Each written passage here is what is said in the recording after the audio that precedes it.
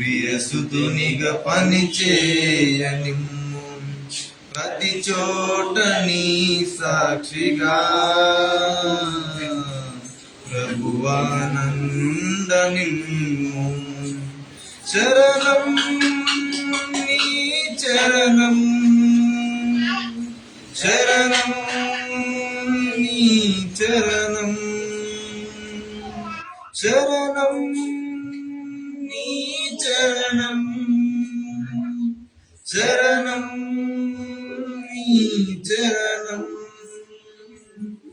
ఇదిగో దేవా నా జీవితం, ఆపాదమస్తకం నీకంకితం. ఇదిగో దేవా నా జీవితం, ఆపాదమస్తకం నీకంకితం.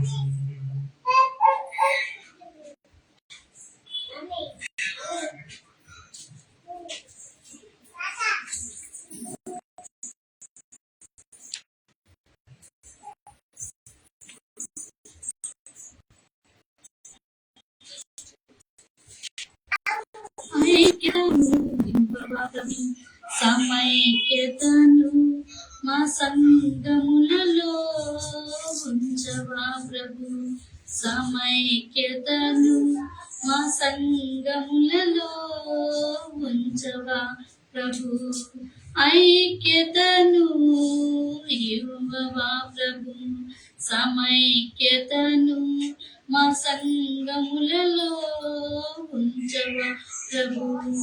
పెట్టినాడయా సతాను కలహంబులను, చెదరగొట్టినాడయా విశ్వాసులను. పెట్టినాడయా సతాను కలహంబులను, చెదరగొట్టినాడయా విశ్వాసులను. గద్దించవా తండ్రి అపవాదిని, ఆత్మ ఫలములు మాకీయవా ప్రభు. గద్దించవా తండ్రి అపవాదిని, ఆత్మ ఫలములు మాకీయవా ప్రభు. ఐక్యతను ఇవ్వవా ప్రభు, సమైక్యతను మా సంగములలో ఉంచవా ప్రభు, సమైక్యతను మా సంగములలో ఉంచవా ప్రభు. సడలిన మా చేతులను బలపరుచయ్యా, వంగిన మా కాళ్ళను స్థిరపరుచయ్యా. సలిన మా చేతులను బలపరుచయ్యా, వంగిన మా కాళ్ళను దృఢపరుచయ్యా. తత్తరిల్లు హృదయాలను ధైర్యపరుచయ్యా, విశ్వాసంలో మమ్ము స్థిరపరుచయ్యా. తత్తరిల్లు హృదయాలను ధైర్యపరుచయ్యా, విశ్వాసంలో మమ్ము స్థిరపరుచయ్యా. ఐక్యతను ఇవ్వవా ప్రభు, సమైక్యతను మా సంగములలో ఉంచవా ప్రభు, సమైక్యతను మా సంగములలో ఉంచవా ప్రభు. ఆత్మీయ పోరాటం మాకు నేర్పయా, యుద్ధములో జయమును సమకూర్చయం. ఆత్మీయ పోరాటం మాకు నేర్పయా, యుద్ధములో జయమును మాకిమ్మయ్యా. జీవింపచేయుమా నీ ఆత్మను, ఆత్మల భారం మాకియవా ప్రభు. జీవింపచేయుమా నీ ఆత్మను, ఆత్మల భారం మాకియవా ప్రభు. ఐక్యతను ఇవ్వవా ప్రభు, సమైక్యతను మా సంగములలో ఉంచవా ప్రభు, సమైక్యతను మా సంగములలో ఉంచవా ప్రభు. కాచినావు సంగమును నీ దయవలనే, నిలిపినావు బండపై నీ కృప వలనే. కాచినావు సంగమును నీ దయవలనే, నిలిపినావు బండపై నీ కృప వలనే. చిరకాలం ఐక్యతని బంధకములతో సిద్ధపరుచయా నీ రాకడ కొరకు. చిరకాలం ఐక్యతని బంధకములతో సిద్ధపరుచయ నీ రాకడ కొరకు. ఐక్యతను ఇవ్వవా ప్రభు, సమైక్యతను మా సంగములలో ఉంచవా ప్రభు.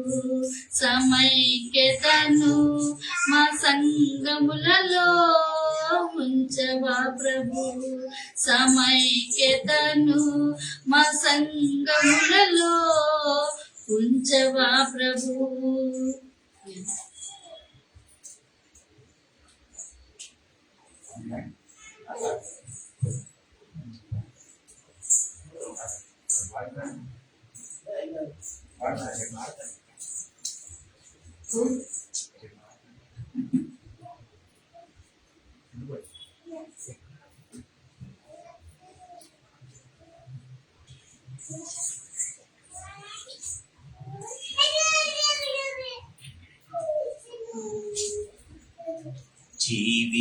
జీవితాయాత్రలు నాదు గురి నీవేగా, నీకు సాటి ఎవరు యేసువా. నీవు నడిచావు కెరటాలపై, నన్ను నడిపించు యేసువా. నీవు నడిచావు కెరటాలపై, నన్ను నడిపించుమో యేసువా. జీవితాయాత్రలో నన్ను నడిపించు చుక్కాని నీవే కదా, నన్ను కాపాడు దుర్గంబు నీవే కదా. నన్ను నడిపించు చుక్కాని నీవే కదా, నన్ను కాపాడు దుర్గంబు నీవే కదా. నీదు వాక్యంబు సత్యంబుగా, నాకు నిరతంబు జీవంబెగా. నేను పయనించు మార్గంబెగా, నన్ను నడిపించుమో యేసువా. నేను పయనించు మార్గంబుగా, నన్ను నడిపించుమో యేసువా. జీవితాయాత్రలు నాకు నిరతంబు మదిలోన నీ ధ్యానమే. నేను స్వరమేతి వినిపింతు నీ గానమే. నాకు నీవేగ సర్వస్వము, నీదు నామం ఆధారము. నాకు సర్వేశ్వరుడ నీవేగా, నిన్ను స్తుతింతునో యేసువా. నాకు సర్వేశ్వరుడ నీవేగా, నిన్ను స్తుతింతునో యేసువా. జీవితాయాత్రలు నాదు హృదయంబు నీ దివ్య సదనంబెగా, నీదు చిత్తంబునే చేయముదమాయగా. నాదు హృదయాన లెక్కింతునా నీదు ఉపకారములు యేసువా. వీటి కొరకేమి చెల్లింతును, నాదు స్తుతులందుకో యేసువా. వీటి కొరకేమి చెల్లింతును, నాదు స్తుతులందుకో యేసువా. జీవితయాత్రలు నాదు గురి నీవేగా, నీకు సాటి ఎవరు యేసుయా. నీవు నడిచావు కెరటాలపై, నన్ను నడిపించుమో యేసువా. నీవు నడిచావు కెరటాలపై, నన్ను నడిపించుమో యేసువా. నీవు నడిచావు కెరటాలపై, నన్ను నడిపించుమో యేసువా.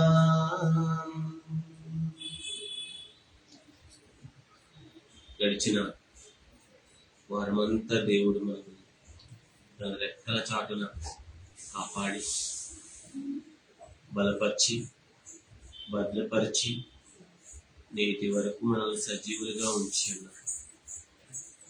ఆయన చేసిన మేలులకు, ఆయన చేసిన ఉపకారములకు ఏమిచ్చి ఆయన రుణంలో తెచ్చగలరు. ప్రభు చేసిన వీళ్ళన్నింటినీ తలపోసుకుంటూ సంఘముగా అందరం ఏక మనసుతో ఏకాత్మతో ఆయన వైపు చూసి కన్నులెత్తి చేతులెత్తి మనసారా ఆయన స్తుతిద్దాం. తండ్రి నీకు స్తోత్రం, స్తోత్రం, స్తోత్రం. తండ్రి నీకు స్తోత్రం, స్తోత్రం, స్తోత్రం. పరిశుద్ధుడా నీకు స్తోత్రం, స్తోత్రం, స్తోత్రం, స్తోత్రం, స్తోత్రం, స్తోత్రం. అయినా అయ్యా మంచి దేవుడా నీకు స్తోత్రం, స్తోత్రం, స్తోత్రం. సర్వ సృష్టిని సృజించిన సృష్టికర్త నీకు స్తోత్రం, స్తోత్రం, స్తోత్రం, స్తోత్రం. మా అవసరతలు తీరుస్తున్న మా దేవా నీకు స్తోత్రం, స్తోత్రం, స్తోత్రం, స్తోత్రం. మా కొరకు ప్రాణం ఇచ్చిన దేవా నీకు స్తోత్రం, స్తోత్రం, స్తోత్రం, స్తోత్రం, స్తోత్రం. మా కన్నీరంతటిని తుడిచిన దేవా నీకు స్తోత్రం, స్తోత్రం, స్తోత్రం, స్తోత్రం. మాతో కూడా నడుస్తూ మమ్మల్ని బలపరుస్తున్న దేవా నీకు స్తోత్రం, స్తోత్రం, స్తోత్రం, స్తోత్రం. నైనా మా కన్నీటిని నాట్యముగా మార్చిన దేవా నీకు స్తోత్రం, స్తోత్రం, స్తోత్రం, స్తోత్రం. మా కొరకు నిలువెల్లనైనా నలగగొట్టబడి ప్రాణ త్యాగముని చేసిన దేవా నీకు స్తోత్రం, స్తోత్రం, స్తోత్రం. ఇక్కడ మేము సంఘముగా కూడుకునే భాగ్యాన్ని ఇచ్చిన దేవా నీకు స్తోత్రం, స్తోత్రం, స్తోత్రం. అవాంతరాలు, ఆటంకాలు, అభ్యంతరాలన్నింటినీ తొలగించినైనా ఏకాత్మతో ఏక మనసుతోనైనా దేవా మేమంతానైనా కూడుకుని దేవా ప్రార్థించుకునే అయా ధన్యతనిచ్చిన దేవానికి స్తోత్రం, స్తోత్రం, స్తోత్రం, స్తోత్రం, స్తోత్రం, స్తోత్రం. ప్రభానికే వందనాలు, స్తుతులు, స్తోత్రములనైనా. స్తుతించుట ద్వారా నాయన శక్తిని పొందుకుంటామని, అయా శక్తిని పొందుకుంటామని తెలియజేస్తున్నావు నాయన.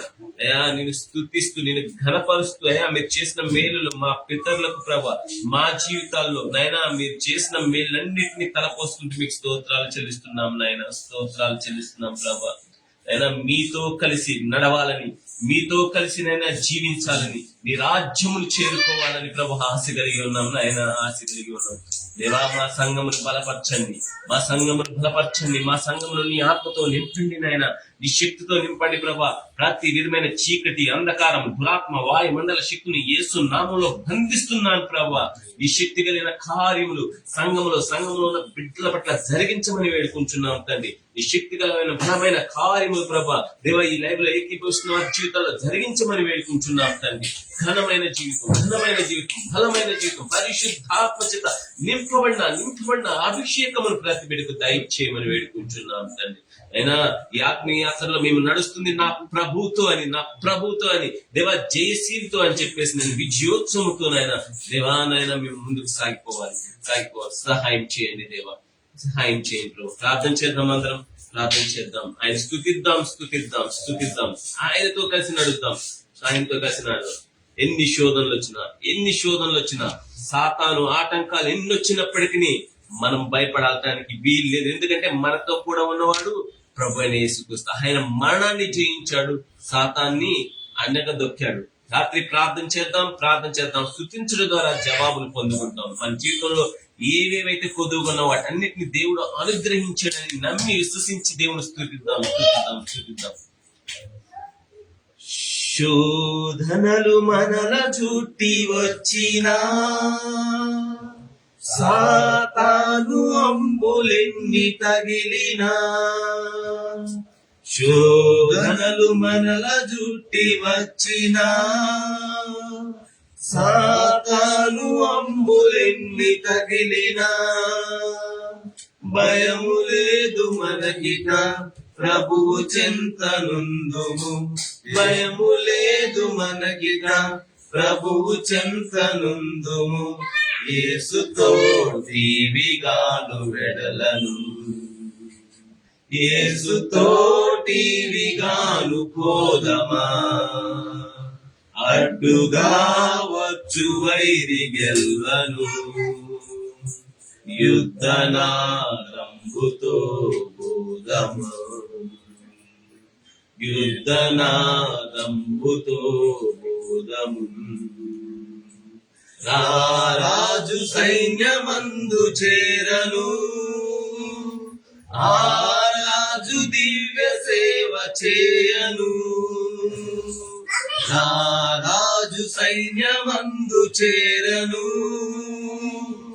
ఆ రాజు దివ్య సేవ చేయను, యేసురాజు ముందుగా ధ్వజము పట్టి నడువగా, యేసురాజు ముందుగా ధ్వజము పట్టి నడువగా, యేసుతో టీవిగాను వెడలను, యేసుతో టీవిగాను పోదమా, అడ్డుగా వచ్చు వైరి గెల్వను,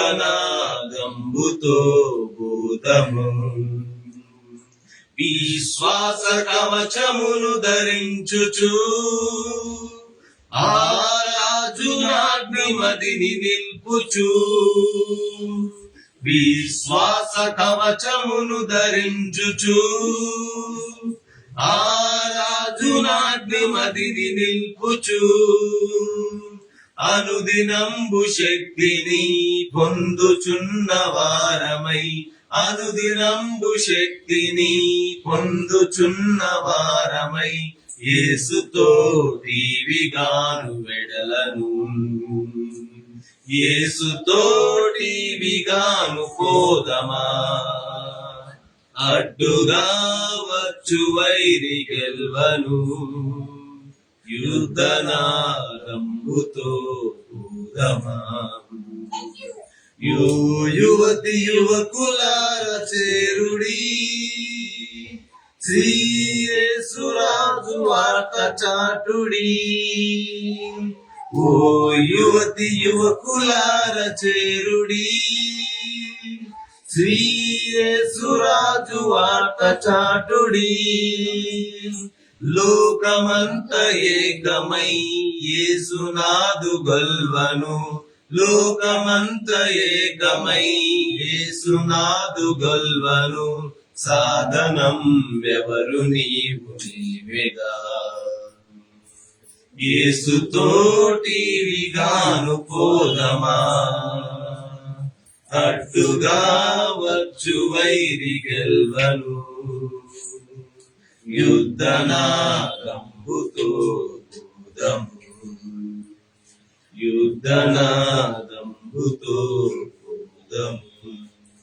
ఎన్ని శోధనలు వచ్చినా ప్రార్థన చేద్దాం అందరం ఏక మనసుతో, ఏకాత్మతో సంగముగా ప్రార్థించినప్పుడు దేవుడు గొప్ప కార్యాలు మన జీవితాల్లో జరిగించుటకు సిద్ధంగా ఉన్నారు. స్తుతించుట ద్వారా శక్తిని పొందుకుంటాం, స్తుతించుట ద్వారా ఆత్మను పొందుకుంటాం. ఈ రాత్రి దేవుని ఆత్మ చేత మనందరము నింపబడాలి. ఆయన స్తుతించి ఆయన యందు విశ్వాసం ఉంచి సాతాను అడ్డుగోడలన్నిటినీ రాత్రి ప్రార్థన అనే ఆయుధం ద్వారా కూల్చివేయబడాలి. ప్రతి ఒక్కరం ప్రార్థన చేద్దాం. ప్రభువా నీకు స్తోత్రాలు నాయన, ఎన్నో మేలు చేసావు, ఎన్నెన్నో ఉపకారములు చేసావు నాయన. ఏమిచ్చి నీ రుణం తీర్చగలం నాయన, ఏమిచ్చి రుణం తీర్చగలం ప్రభా. ప్రభా నాయనా తండ్రి, మమ్మల్ని బలపరిచింది నీవే, మమ్మల్ని స్థిరపరిచింది నీవే. పరిశుద్ధాత్మ దేవుడా మాకు సహాయకుడుగా ఉంది నీవు నాయన. ఇంతవరకు నాయన మాకు తోడై ఉండి నడిపించావు నాయన. ఇకను మాకు తోడుగా ఉండి నడిపించండి ప్రభా. ప్రతి విధమైన ఆటంకాలు మా జీవితంలో నుంచి నేను తొలగించమని వేడుకుంటున్నాం తండ్రి. నేను ప్రతి విధమైన ఎరుకో గోడలన్నిటినీ నైనా కూల్చివేయమని వేడుకుంటున్నాం తండ్రి. మా బిడ్డల జీవితాల్లో వెలుగును నింపండి నాయన. మా బిడ్డల జీవితాల్లోనైనా ఆనందము నింపండి నాయన. ఒక్కొక్కరి జీవితంలో పరిశుద్ధాత్మ అభిషేకంతోనైనా ప్రతి బిడ్డ నింపబడాలి నాయన. విశ్వాసం చేత నింపబడాలి నాయన. దేవా, నీ ఆత్మ అభిషేకం చేత నింపబడాలి నాయన. సహాయం చేయండి నాయన. ఏ బిడ్డ ఏ సమస్యల్లో ఉన్నారు, ఏ అక్కరలో ఉన్నారు అయా, ఈ ఉపవాస ప్రార్థన ద్వారా నాయన ప్రభువా వారి విజ్ఞాపనలన్నిటినీ ఆలకించండి, వారి అవసరాలన్నిటినీ తీర్చివేయండి నాయన. ప్రభువా నా తండ్రి, ఈ రేగులో ఏకీభవిస్తున్న బిడ్డల జీవితాల్లో వెలుగును నింపండి నాయన. దేవా, బిడ్డల జీవితాల్లో వెలుగును నింపండి నాయన. నిన్ను ఆత్మతో సత్యంతో ఆరాధించే జీవితాలను వారికి దయచేయండి నాయన. పాడైన లోకంలో నాయన దేవా నాయన నులివెచ్చని స్థితిలో బిడ్డలు అల్లాడిపోతున్నారు నాయన. లోకంతో స్నేహంగా చేస్తూ నాయన పాపపు ఊబిలో కూలిపోయి ఉన్న ప్రతి బిడ్డను దర్శించిన ఆయన వాళ్ళందరినీ నాయన పాపపు ఊబిలోంచి విడిపించి రక్షించమని వేడుకుంటున్నాం తండ్రి. నా తండ్రి నాయన ఇప్పటి వరకు నైనా ఆరాధన అంతట్లో తోడుగా ఉన్నావు, నీకు స్తోత్రాలు నాయన. దేవా, నీ నామాన్ని ఘనపరుస్తున్నాం, స్తుతిస్తున్నాం ప్రభా. దేవా, శ్రేష్టమైన నీ వాక్యం ద్వారా మాతో మాట్లాడండి ప్రభా. నన్ను మమ్మల్ని పరిశుద్ధపరచండి ప్రభా. ఈ సోపుతో కడగమని వేడుకుంటున్నాం తండ్రి. మేము హిమము కంటేను తెల్లగా ఉండినట్లు మమ్మల్ని పవిత్రపరచమని వేడుకుంటున్నాం తండ్రి. దేవానైనా నీ బిడ్డలను బలపరిచినైనా, దేవానైనా శ్రేష్టమైన వాక్యం ద్వారా ప్రతి బిడ్డను బలపరిచినైనా స్థిరపరిచి నైనా నీ రాకడ కొరకు సిద్ధపరచమని నజరేయుడైన యేసయ్య ప్రశస్తమైన నామములో ఈ ప్రార్థన విన్నపమును సమర్పిస్తూ ఉన్నాము తండ్రి. ఆమేన్.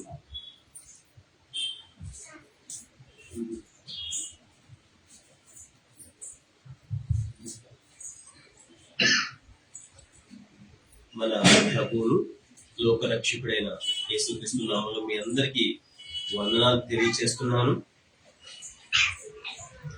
ఈ దినం మనకి ఇవ్వబడిన అంశం ఏమిటి? దేవుని ఎవరైనా చెప్తారా? దేవుని బహుమానం, గాడ్స్ గిఫ్ట్. God's gift. మన ప్రభు అయిన యేసుక్రీస్తు మన జీవితంలో ఎన్నో మేలు చేశాడు, ఎన్నెన్నో ఉపకారములు చేశాడు. ఆయన చేసిన మేళ్లను, ఉపకారములను మనం నెమరు వేసుకున్నట్లయితే మన జీవితం కూడా సరిపోదు. ఈరోజు మూలవాక్యం యెషయా గ్రంథం 62వ అధ్యాయము 11వ వచనం. ఆలకించుడి. యెషయా గ్రంథము 62వ అధ్యాయము 11వ వచనం. ఆలకించుడి, భూ దిగంతముల వరకు యెహోవా సమాచారము ప్రకటింపజేసి ఉన్నాడు. ఇదిగో రక్షణ నీ యొద్దకు వచ్చుచున్నది. ఇదిగో ఆయన ఇచ్చు బహుమానము ఆయన యొద్దనే ఉన్నది. ఆయన ఇచ్చు జీతము ఆయన తీసుకొని వచ్చుచున్నాడని సియోను కుమార్తెకు తెలియచేయుడు. దేవుని బహుమానం మనిషి జీవితంలో, మన జీవితంలో ఇంతవరకు జరిగినవి, జరగబోయేవి ప్రతిదీ కూడా దేవునికి తెలుసు. మనం వేసిన వేషాలు తెలుసు, మనం చేసిన పాపాలు తెలుసు, మనం చేసిన పుణ్యకార్యాలు తెలుసు, మనం చేసిన పాపిష్టి కార్యాలు కూడా దేవునికి తెలుసు. దేవునికి మరుగైనది ఏది కూడా లేదు. మన కుటుంబ పరిస్థితులు తెలుసు, మనం ఇప్పుడు ఏమై ఉన్నామో, ఏ బాధలో ఉన్నామో, ఏ వేదనలో ఉన్నామో, ఏ సమస్యలో ఉన్నామో ప్రభువుకి సమస్తము తెలుసు. మనుషుల దగ్గర అయితే మనం దాయగలం, కానీ దేవుని దగ్గర ఏది కూడా మనం దాయలేము. దేవునికి సమస్తము తెలుసు. మన ఖర్చులు, ఈ నెలలో ఏమేమి కమిట్మెంట్స్ ఉన్నాయి, రెంట్ ఎంత కట్టాలి, ఆఫీస్కి ఎంత కట్టాలి, ఈఎంఐలు ఎంత కట్టాలి, అప్పుల వాళ్ళకి ఏం చెల్లించాలి, పాలవాడికి ఏం చెల్లించాలి, స్కూల్ ఫీజెస్ ఎంత కట్టాలి, హాస్టల్ రెంట్ ఎంత కట్టాలి, ఇవన్నీ ప్రభుకి తెలుసు. ప్రతి పరిస్థితి తెలుసు. ఆయనకి మరుగైనది ఏది కూడా లేదు. ఆయన మనల్ని చూస్తూ ఉన్నాడు, మనల్ని కనిపెడుతూ ఉన్నాడు. మనకు ఆయన శ్రేష్టమైన జవాబు ఇవ్వటానికి కూడా ఆయన బహుమానాలు సిద్ధం చేశాడు. ప్రతి ఒక్కరికి, మంచి పని చేసేవాడికి మంచి బహుమతి, లోకానుసారంగా పాపిష్టి క్రియలు చేసేవాడికి తనకు తగిన బహుమతి. ఆయన బహుమతిని సిద్ధం చేశాడు. ఆది కాలంలో దేవుడు ఆదామవ్వలు చేసిన పాపమును లోకంలోకి ప్రవేశించి మనిషి జీవితంలోకి శాపం వచ్చింది. తినవద్దు అన్న పండు తిని దేవుని ఆజ్ఞను అతిక్రమించి మనిషి పాపం చేశాడు. ప్రేమ కలిగిన దేవుడు చేసిన తప్పుకి మనిషిని ఏం చేయాలి? చంపేయాలి. కానీ ఆ మనిషిని చంపడానికి బదులుగా జంతువులను చంపేసి వాటి చర్మంతో వీడు చేసిన పాపిష్టి పనిని చొక్కాలు తయారు చేసి తొడిగి వాళ్ళని ఏదైనా తోట నుంచి బయటికి పంపించి వేశాడు. దేవుడు తన బిడ్డలను ప్రేమిస్తూ ఉన్నాడు. వారిని న్యాయంగా అయితే శిక్షించాలి. ఆ శిక్షను తన భుజములపై వేసుకుని తన బిడ్డలను రక్షించుకునే ప్రయత్నం చేస్తూనే ఉన్నాడు. మన జీవితాల్లో కూడా మన బిడ్డలు సహజంగా ఏదైనా తప్పు చేసినా, పక్కింటి వాడి పిల్లవాడిని మన పిల్లవాడి వెళ్ళి కొట్టొచ్చిన తల్లిదండ్రులకు మనం ఏం చేస్తాం? ఎంతో కొంత మన బిడ్డ తప్పైనా కానీ మన బిడ్డనే వెనకేసుకొస్తాం. ఇది సహజంగా ప్రతి ఒక్కరి జీవితంలో ఉండేది. కానీ దేవుడు తన బిడ్డలు తప్పు చేశారు. తప్పు చేసినందుకు దేవుడు ఏం చేశాడు? శిక్షను ఇచ్చాడు. కానీ ఆ ప్రేమ కలిగిన దేవుడే ఈ శిక్షను ఈ బిడ్డలు తట్టుకోలేరని ఆయన వారికి బదులుగా వెళ్ళి ఆ శిక్షను భరించి వారి శిక్ష నుంచి విముక్తి చేశాడు. ప్రియ సహోదరుడా, సహోదరి, మన అనుదిన జీవితంలో మన పట్ల దేవుడు అద్భుతమైన ప్రణాళిక కలిగి ఉన్నాడు. మనల్ని ఆయన అద్భుతంగా ప్రేమిస్తున్నాడు. ఆయన మనల్ని ప్రతి పరిస్థితిలో చూస్తూ ఉన్నాడు. ఆదాము తప్పు చేసి దాక్కున్నారు, ఎవరు చూడలేదని. కానీ దేవుడు చూశాడు. మన జీవితంలో కూడా మన తప్పుల్ని దేవుడు చూస్తాడు, మన ఆకలిని చూస్తాడు, మన బాధను చూస్తాడు, మన వేదనను చూస్తాడు, మనకు కలుగుతున్న అవమానాలను చూస్తాడు. మనం ఎక్కడెక్కడైతే తలదించుకోవాల్సిన పరిస్థితి వస్తుందో, నిందించబడవలసి వస్తుందో, ఆ ప్రతి పరిస్థితిని ప్రభు చూస్తూనే ఉన్నాడు. మార్కు సువార్త 6వ అధ్యాయము 45 నుండి 51 వచ్చిన. మార్కు సువార్త 6వ అధ్యాయము 45 నుంచి కొన్ని వచనాలు నేను చదువుతాను. ఆయన జనసమూహమును పంపివేయనంతలో దోణి ఎక్కి అద్దరినున్న బెత్సదాయికు ముందుగా వెళ్ళుడని ఆయన తన శిష్యులను వెంటనే బలవంతం చేసెను. ఆయన వారిని వీడు కొలిపి ప్రార్థన చేయుటకు కొండకు వెళ్ళెను. శిష్యులను దేవుడు అంతకుముందే 5 రొట్టెలు 2 చేపలని దేవుడు ఆశీర్వదించి, ఆ 5 రొట్టెలు 2 చేపలు ఎంతమంది పంచబడ్డాయి? 5,000 మంది పురుషులు భోజనం చేశారు, స్త్రీలు పిల్లలు కాకుండా. గొప్ప అద్భుత కార్యం శిష్యుల ముందే యేసుప్రభులు వారు చేసి వీరిని ఏం చేశాడు? దోణి ఎక్కించుటకు తొందర చేశాడు.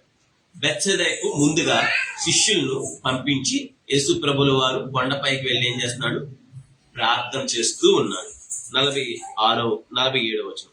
సాయంకాలం అయినప్పుడు ఆ దోణె సముద్రము మధ్య ఉండెను. ఆయన ఒంటరిగా మెట్టనుండెను.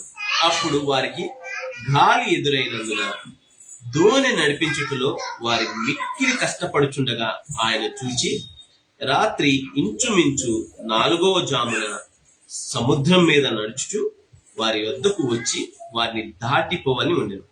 యేసు ప్రభులు వారేమో ఒడ్డు మీద ఉండి ఏం చేస్తున్నాడు? ప్రార్థన చేస్తూ ఉన్నాడు. శిష్యుల్ని ఎక్కడికి పంపించాడు? సముద్రంలోకి పంపించాడు. నిజానికి ఆ ఓడ ఎక్కించింది ఎవరండి? తొందర చేశాడని చెప్పి బైబిల్ చెప్పు. చూడండి 40 వారిని 40 చూడండి. తన శిష్యులను వెంటనే బలవంతం చేశాడు. దేనికోసం? ఆ ఓడలో ఎక్కడానికి. దేవుడికి తెలియదంటారా అది సముద్ర మధ్యలో ఎటువంటి పెను తుఫాను ఎదుర్కోబోతుందో? సర్వ సృష్టిని సృజించిన దేవుడు, ఆకాశ మహాకాశాలను సృజించిన దేవుడు, సముద్రములకు పునాదులు వేసిన దేవుడు, భూమికి పునాదులు వేసిన దేవుడికి తెలియదా? తెలుసు. తెలిసిన ఆయన మాత్రం మెట్ట మీద అంటే కొండపైకి వెళ్ళి ప్రార్థన చేస్తున్నాడు. శిష్యులనేమో బలవంతంగా సముద్రంలోకి పంపించాడు. సముద్రంలో ఏం జరుగుతుంది ఇప్పుడు? పెద్ద తుఫాను మొదలైంది. ఆ తుఫాను దాటికి ఓడ అటు ఇటు కొట్టుమిట్లాడుతుంది. రక్షించబడిన ప్రియ సహోదరుడా, ప్రియ సహోదరి, దేవుణ్ణి ఆధారం చేసుకుంటున్న ప్రియ తమ్ముడు, ప్రతి ఒక్కరు ఆలోచించండి. దేవుడు నిన్ను ఏర్పాటు చేసుకున్నాడు తన బిడ్డగా. తన స్వరక్తం ఇచ్చి నిన్ను నన్ను తన కుమారుడిగా కుమార్తెగా కొనుక్కున్నాడు. కొనుక్కున్న తర్వాత ఇప్పుడు మనం ఎవరి శరీరంలో అవయవాలైనా దేవుణ్ణి ఆధారం చేసుకున్న ప్రతి ఒక్కడు, రక్షించబడిన ప్రతి ఒక్కడు, బాప్తిసం పొందిన ప్రతి ఒక్కరు కూడా ఎవరి శరీరంలో అవయవమైనా దేవుని శరీరంలో ఒక అవయవం. ఈరోజు మహేష్ బాబు ఒక అవయవం దేవుని శరీరంలో, సుజిత్ ఒక అవయవం, మౌర్య ఒక అవయవం, నేను ఒక అవయవాన్ని, ఒక భాగమై ఉన్నాం. మనందరం కలిసి పరిశుద్ధుల సమూహం అంతా కలిసి దేవుని శరీరంలో ఒక్కొక్క అవయవమై ఉన్నాం. సో దేవుడు మన శరీరాన్ని మనం పోషించుకుంటున్నామా లేదా? మన శరీరాన్ని మనం కాపాడుకుంటున్నామా లేదా? మన శరీరాన్ని మనం ఏ విధంగా కాపాడుకుంటున్నామో మనందరం కూడా దేవుని శరీరంలో అవయవం అయి ఉన్నాం. కాబట్టి దేవుడు మనల్ని కాపాడుకోడా? దేవుడు కావాలనే శిష్యులను బలవంతం చేసి సముద్రంలోకి పంపించాడు. ఎందుకు? వారి విశ్వాసాన్ని బలపరచాలని, వారి విశ్వాసాన్ని పరీక్షించాలని. తను పెట్టే ఆ పరీక్షలో, ఈ విశ్వాస పోరాటంలో భవిష్యత్తులో వారు చేయబోయే సేవ, అద్భుతమైన సేవ జరిగించాలి, సంఘాన్ని నిర్మించాలి. అలా నిర్మించాలంటే ఫస్ట్ వీళ్ళేమవ్వాలి? విశ్వాసంలో బలపడాలి, పెను తుఫానులను ఎదుర్కోవాలి, పెను తుఫానులను జయించాలి. నా ప్రియ సహోదరుడా, దేవుడు నీ జీవితాల్లోకి కొన్ని పెను తుఫానులు అనుమతించాడు, కొన్ని సమస్యలను అనుమతించాడు, కొన్ని ఇబ్బందులను అనుమతించాడు, కొన్ని శోధనలను అనుమతించాడు. ఈ శోధనలను అనుమతించాడని ఏంటి? నేను బైబిల్ పట్టుకున్నాను, దేవుణ్ణి అంగీకరించాను, దేవుని వాక్యాన్ని ధ్యానిస్తున్నాను, పొద్దుగూకులు ప్రార్థన చేస్తున్నాను, అయినా నా జీవితంలోకి ఎందుకు ఈ నింద వచ్చింది? అయినా నా జీవితంలోకి ఎందుకు ఈ సమస్య వచ్చింది? ఎందుకు ఈ అవమానం వచ్చింది? చేయని నింద, చేయని అవమానం, చేయని పనికి నన్ను ఎందుకు అవమానిస్తున్నారని చెప్పేసి అనుదినం నువ్వు కృంగిపోతున్నావేమో, నువ్వు నలిగిపోతున్నావేమో. ఓ నా ప్రభువుని ఆధారం చేసుకున్నా ఎందుకు నా వ్యాపారం అభివృద్ధి చెందటం లేదు? నా ప్రభువుని ఆధారం చేసుకున్నా ఎందుకు నా జీవితంలో ఉద్యోగంలో స్థిరత్వం లేదు? ఎందుకు ఈ చంచలమైన జీవితం?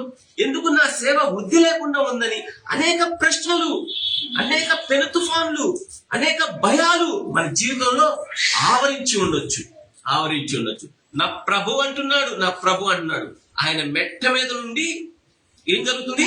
నువ్వు సముద్ర మధ్యలో ఉండొచ్చు, నీ అన్నవారు ఎవ్వరూ ఆ ధరలో లేకపోవచ్చు, నిన్ను రక్షించే నాదుడు ఆ చుట్టుపక్కల ఎవ్వరూ లేకపోవచ్చు, కానీ దేవుడు నిన్ను మెద్ద మీద నుంచి చూస్తూ ఉన్నాడు. ఈరోజు నీ కుటుంబ పరిస్థితులు ఏమై ఉన్నప్పటికీ, నీ ఆర్థిక పరిస్థితులు ఏమై ఉన్నప్పటికీ, నీ జీవితంలో నువ్వు ఎదుర్కొంటున్న పెను తుఫాన్లు ఏమైనప్పటికీ, నీ కుటుంబ వ్యవస్థలో నువ్వు ఎదుర్కొంటున్న ఏ పెను తుఫాన్లైనా నా ప్రభువు చూస్తూ ఉన్నాడండి. చూస్తూ ఉన్న దేవుడు మౌనంగా ఉంటాడా? తన బిడ్డలను ఆయనే పెను తుఫాన్లు గుండా నడిపించాడు, ఆయనే సమస్యల గుండా నడిపించాడు. ఆయన అనుమతి లేనిదే ఒక సమస్య అయినను, ఒక పెను తుఫాన్ అయినను మన జీవితంలోకి రానే రాదండి. భక్తుడైన ఏబు జీవితంలో ఏ సమస్య రావాలన్నా, ఏ శోధన రావాలన్నా, ఏది జరగాలన్నా సాతానుగాడు ఎవరి పర్మిషన్ తీసుకున్నాడు? పోయి దేవుని పర్మిషన్ తీసుకున్నాడు. నువ్వు ఆయన చుట్టూ కంచె వేసావు కాబట్టి ఆయన నిన్ను స్తుతిస్తున్నాడు. ఆ కంచెని తీ అంటే దేవుడు ఏం చేశాడు? తీశాడు. పో, నువ్వేమైనా చేసుకో, ఏమైనా చేసుకో. బిడ్డలు చనిపోయారు, ఆస్తిని పోగొట్టుకున్నాడు, ఐశ్వర్యాన్ని పోగొట్టుకున్నాడు, ఇంట్లో అవమానాలు, భార్య ద్వారా అవమానాలు, ప్రతి పరిస్థితిలో చివరికి భార్య చచ్చిపో అన్నా గాని ఆయన ఏమన్నాడు? ధైర్యంగా ఉన్నాడు. దేవుని యందు విశ్వాసం ఉంచాడు. యెహోవా ఇచ్చెను, యెహోవా తీసుకొని పోయెను, యెహోవా నామమునికే మహిమ కలుగును గాక. శరీరం అంతా కురుపులు గజ్జి అయినప్పటికీ ప్రభువుని వీడని విశ్వాసం అండి, సంకల్పం అండి. ఈ రాత్రి ప్రభువు నిన్ను నీ విశ్వాసంలో బలపరచాలని ఆశపడుతున్నాడు. విశ్వాసంలో గుండా నిన్ను తీసుకుపోవాలనుకుంటున్నాడు. రక్షించబడిన ప్రియ సహోదరుడా, నలగొట్టబడాలి. ఆత్మీయ జీవితం కోల్పంచాలి. ఇది ఇరుకు మార్గం అండి, ఇరుకు మార్గం. ఇరుకైన మార్గం ప్రవేశించడానికి పోరాడండి అని బైబిల్ సెలవిస్తుంది. మనం ఈ ఇరుకు మార్గంలో ప్రవేశించాలంటే అంత ఈజీ కానే కాదు. ఈ మధ్య చాలా ఫేక్ బోధలు, ఈ ఇంపిస్తే అంత జరిగిపోతుంది అంటే ఏం జరగదు. అది సత్యమైన బోధ కాదు, వాక్యానికి విరోధమైన మాటలన్నీ కూడా. దేవుడు అంటున్నాడు, పోరాటాలు వస్తాయి, సమస్యలు వస్తాయి. అనేక శ్రమలు పొందిన పిమ్మట మనం ఏం చూస్తాం? దేవుని రాజ్యాన్ని చేరుకోవాలండి. దేవుడు శిష్యులను ఎలాంటి ట్రైనింగ్ ఇచ్చాడు? కఠినమైన పరీక్షలు కూడా తీసుకెళ్లాడు. సముద్ర మధ్యలో వీళ్ళ బోటు ఏమవుతుంది? బొట్టుమిట్లాడుతూ ఉంది. మిక్కిలి శ్రమ పడుతూ ఉన్నారు. మనుషులెవరు చోటల్లా వీరి కుటుంబాలు ఉన్నాయి. ఆ కుటుంబాలు ఏం కూడా తెలియదు, ఎలాంటి సమస్య గుండా వెళ్తున్నారో కూడా. ఇక అయిపోయాము అనుకున్నారు. నా ప్రభు అన్నాడు, వారు మిక్కిలి కష్టపడుతున్నారు. చూడండి 48వ వచనం. దోణి నడిపించుటలో అప్పుడు వారికి గాలి ఎదురైనందున దోణి నడిపించుటలో వారు మిక్కిలి కష్టపడుతుండగా ఆయన చూచి, ఎవరు చూశారు? ఆయన చూచి, ఈ రాత్రి నా ప్రభు నిన్ను చూస్తున్నాడు. పెద్ద గాలి తుఫాను నీ జీవితంలో ఎదురై ఉండొచ్చు, నీ వ్యాపారం కుప్పకూలిపోయి ఉండొచ్చు, నీ కుటుంబంలో పరిస్థితులు చెల్లాచెదరైపోయి ఉండొచ్చు, అనారోగ్యాలు నిన్ను వెంటాడుతూ ఉండొచ్చు. నా ప్రభు చూస్తూ ఉన్నాడండి. ఆయన చూచి ఏమన్నాడు? అది రాత్రి అయినను పగలైనను ఏ జాము అయినను ఆయనకు అనవసరం. ఆయన పరిస్థితుల్లో రాత్రి జాము ఇంచుమించు 4వ జామున సముద్రం మీద నడుచుకుంటూ వారి వద్దకు వచ్చాడు. ఆయన ఇంకో బోట్ వచ్చిద్దా అని ఎదురు చూడాల, ఇంకో పడవ వచ్చి ఆ పడవ ఎక్కి వెళ్దామని ఆయన ఆలోచించలేదండి. అసాధ్యాలను సాధ్యం చేయగలిగిన దేవుడు మనం సేవించే దేవుడు అండి. సముద్రం మీద నడవటం ఎవరికైనా సాధ్యమేనా? ఎవ్వడికి సాధ్యం కాదు. ఎవరికి సాధ్యం? ఈ సృష్టిని సృష్టించిన సృష్టికర్తకు మాత్రమే ఆ సముద్రం లోబడుతుంది. ఆ సముద్రం మీద నడవటం సాధ్యమండి. ఆయన ఆ సముద్రం మీద నడుచుకుంటూ, అసాధ్యమైన మార్గం గుండా నడుచుకుంటూ, శిష్యులకు తెలియదు అది ఒక మార్గం ఉంది అని. అది దేవునికి మాత్రమే తెలుసు. ఆ మార్గం మనుషులకంటే ఎవరికి కూడా కనపడదండి. అసాధ్యమైన మార్గంలో గుండా దేవుడు నీ జీవితంలోకి రాబోతున్నాడు. అసాధ్యం అనుకున్న మార్గంలో నుంచి దేవుడు ఆ సముద్రం పై నుంచి నడుచుకుంటూ వచ్చి సముద్రంలో వారు మిక్కిలి కష్టపడుతుండగా ఆ దోణికి గాలిని గద్దించి పరిస్థితులు ఏం చేశాడు? నిమ్మలం చేశాడండి. ఈ రాత్రి ఎటువంటి అసాధ్యమైన పరిస్థితులు, నిజమే మన జీవితంలో మానవ రీతిగా ఆలోచిస్తే ఈ సమస్యకి పరిష్కారం దొరకపోవచ్చు, మానవ రీతిగా ఆలోచిస్తే ఈ రోగానికి మందు ఉండకపోవచ్చు, కానీ దేవుని దృష్టితో ఆలోచించాలి. దేవునికి అసాధ్యమైనది ఏదైనా ఉందా? సమస్తము సాధ్యమే. నిజమే, శిష్యులకు తెలియదు ఇదొక మార్గం ఉందా అని. దేవుడు వారికి నేర్పించాడు విశ్వాస పాఠాన్ని. ఈ రాత్రి ప్రభువు నీకు నేర్పిస్తున్నాడండి విశ్వాస పాఠాన్ని. ఆయన నీకు శ్రేష్టమైన బహుమతి ఇవ్వడానికి సిద్ధంగా ఉన్నాడు. నువ్వేం కలిగి ఉండాలి? అచంచలమైన విశ్వాసాన్ని దేవుని పట్ల నువ్వు కనపరచాలండి. దేవుని పట్ల నువ్వు కనపరచాలి. విశ్వాసం చాలా గొప్పదండి. ఒక భక్తుడి గురించి ఈరోజు చెప్తాను. మీ అందరికి తెలిసిన భక్తుడే. జర్మనీలో జార్జ్ ముల్లర్ అనే భక్తుడు జన్మించాడు. ఆయన జన్మించి అప్పటికే భార్య బిడ్డలు ఉన్నారు. సేవరీత్యా బ్రిస్బెన్ పట్టణానికి వెళ్లాల్సి వచ్చింది. లండన్ లో ఉంటుంది అది. అక్కడికి వెళ్లి సేవను ప్రారంభించాడు. ఒకరోజు ఆయన కంటికి తల్లిదండ్రులు లేని బిడ్డలు రోడ్డు పక్కన కూర్చుకుని ఆకలిని అనుభవిస్తూ చూశాడు. తన హృదయం కదిలించబడింది. వారి కోసం ప్రార్థించి వారి కడుపును నింపాడు. ఏదైనా దేవుని కోసం చేయాలని చెప్పేసి అనాథ శరణాలయాలు ప్రారంభించాడు. నిజం చెప్పాలంటే జార్జ్ ముల్లర్ దేవుణ్ణి ఆధారం చేసుకున్న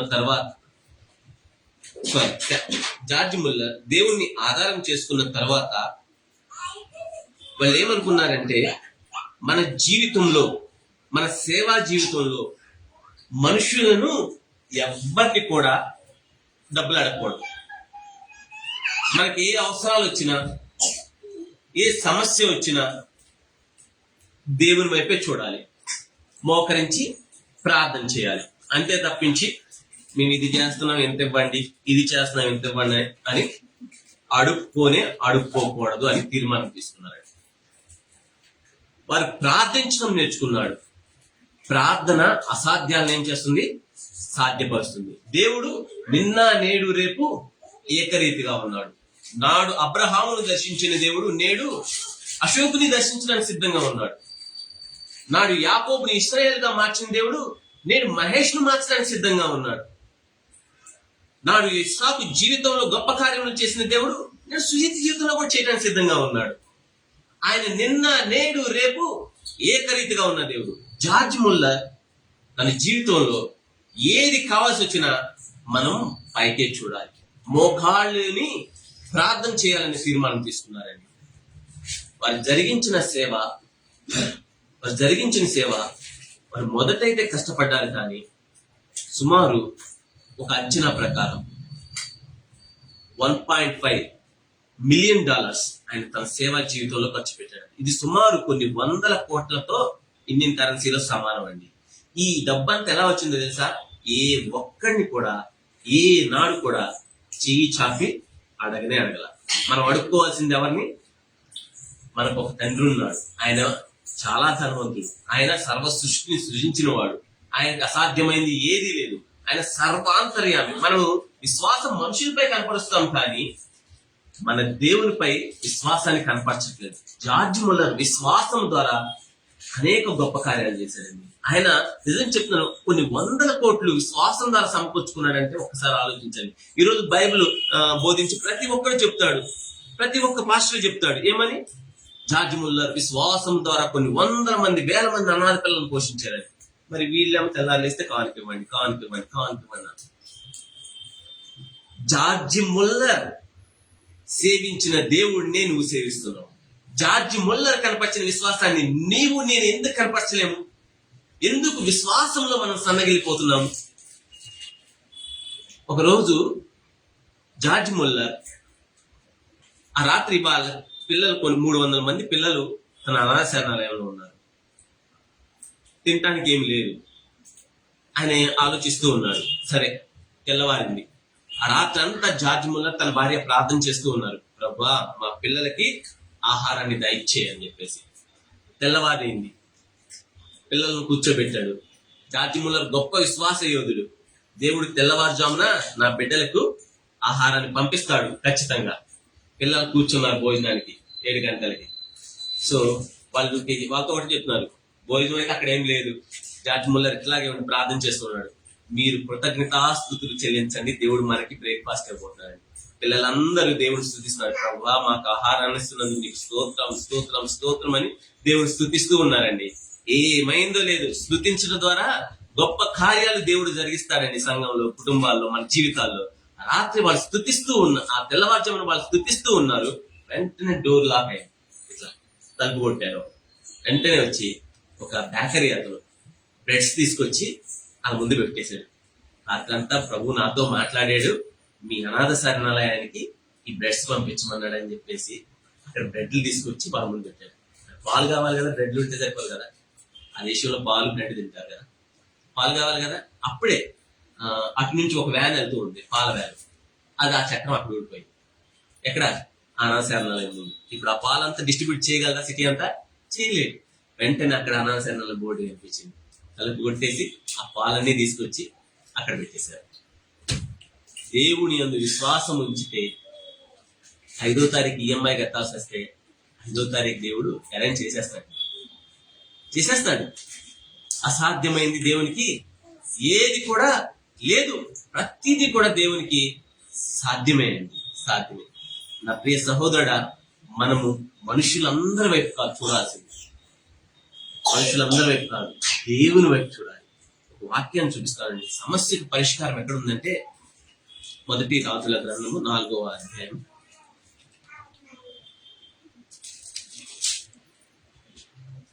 రెండవ రాజుల గ్రంథము 4వ అధ్యాయం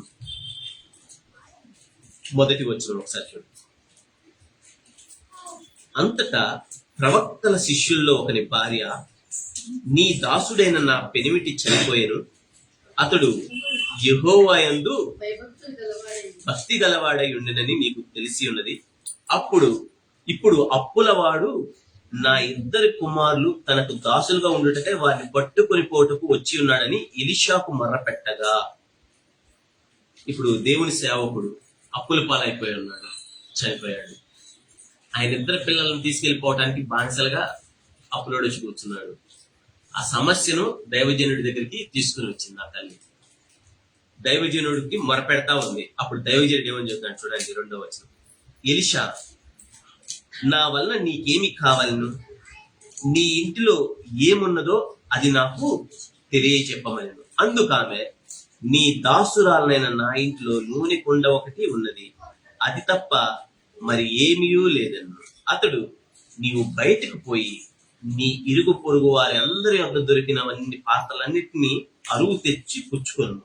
అప్పుడు నీవు ఇంటిలోనికి వచ్చి నీవును నీ కుమారులను లోపల నుండి తలుపు మూసి ఆ పాత్రలన్నిటిలో నూనె పోసి నిండినవి ఒక తట్టున ఉంచమని ఆమెతో సెలవీయగా, ఆమె అతని యొద్ద నుండి పోయి తాను తన కుమారులను లోపల నుండి తలుపు మూసి కుమారులు తెచ్చిన పాత్రలో నూనె పోసెను. ఈ సమస్యకు పరిష్కారము నాకు చెప్పావు, వాళ్ళకి చెప్పుకుంటున్నావు, వీళ్ళకి చెప్పుకుంటున్నావు. సమస్యకు పరిష్కారం ఎక్కడుందంటే ఫస్ట్ నీ దగ్గరే ఉంది, నీ దగ్గరే ఉంది, నూనె ఉంది.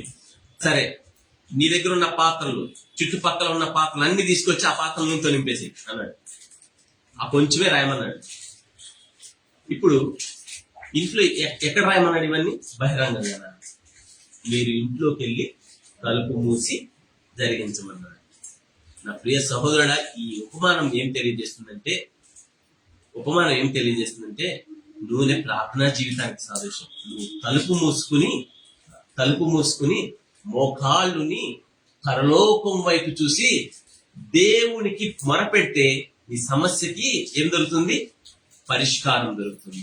నీ ప్రతి సమస్యకు పరిష్కారం దొరుకుతుంది. మనం చూడవలసింది ఆ స్థలం, ఈ స్థలం, ఆ ఫేస్బుక్ లో, ఈ యూట్యూబ్ ఛానల్లో, అక్కడ ఇక్కడ కాదండి. ఎవరి దగ్గర నుంచి ఎంత వస్తుందో ఇది కాదు మనం చూడాల్సింది. మనం మోకరించి 4 గదుల మధ్యలో మనం మోకరించి ప్రార్థన చేస్తే పరలోకమున్న దేవుడు మన సమస్యలు పరిష్కరించుటకు చాలిన దేవుడు అండి. నీకోసం నా కోసం ఆయన ప్రాణాన్ని ఇచ్చేసాడే. ఎందుకు మన అవసరాలు తీర్చడం? ఒకరోజు ఈ మనలో మీ మీటింగ్లు జరిగిస్తున్నాం. అది 2021 అనుకుంటా, 2021లో